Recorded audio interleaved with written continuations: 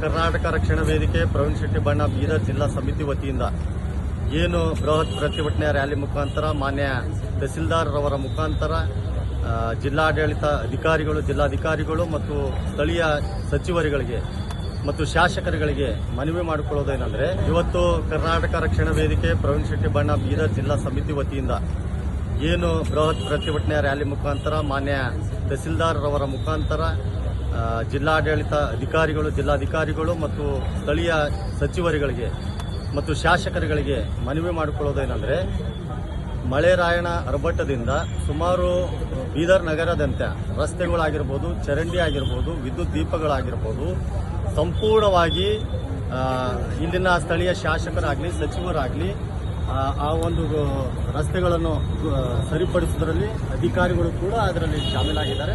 ಅವರು ಕೂಡ ವಿಫಲರಾಗಿದ್ದಾರೆ ಅಂತ ಹೇಳಕ್ ಬಯಸ್ತೀನಿ.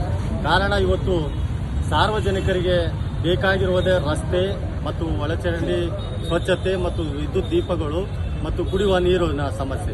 ಈ ನಾಲ್ಕು ಕೂಡ ಸಾರ್ವಜನಿಕರಿಗೆ ಬೇಕಾಗಿರುವುದು ಮೊಟ್ಟ ಮೊದಲನೇ ಆದ್ಯತೆಯಾಗಿದೆ. ಆದರೆ ಕೂಡ ಇಲ್ಲಿನ ಜಿಲ್ಲಾಡಳಿತ ಮತ್ತು ಸ್ಥಳೀಯ ಶಾಸಕರು ಸಚಿವರು ಪದೇ ಪದೇ ವಾರದಲ್ಲಿ 2-3 ಸಭೆಗಳನ್ನು ಮಾಡ್ತಾರೆ. ಸಭೆಗಳು ಮಾಡಿ ಏನ್ ಮಾಡ್ತಾ ಇದ್ದೀರಾ ನೀವು? ಬೀದರ್ ಅಭಿವೃದ್ಧಿ ಎಲ್ಲಿ ಹೋಗ್ತಾ ಇದೆ?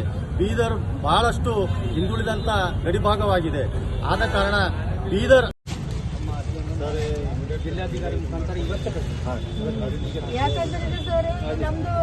ಪ್ರತಿ ವರ್ಷ ಏನಿದೆ ಅಂತಂದ್ರೆ ಇದು ನಮ್ಮ ಇಲ್ಲಿ ಇರ್ತಕ್ಕಂಥ ಹೋರಾಡ್ತಕ್ಕಂಥ ಎಲ್ಲ ಯುವಕರ ಮನೆಗೋಸ್ಕರ ಏನಿಲ್ಲ. ಸಾಬರ್ ಬಲ್ಬಿ 2 ವೀಲರ್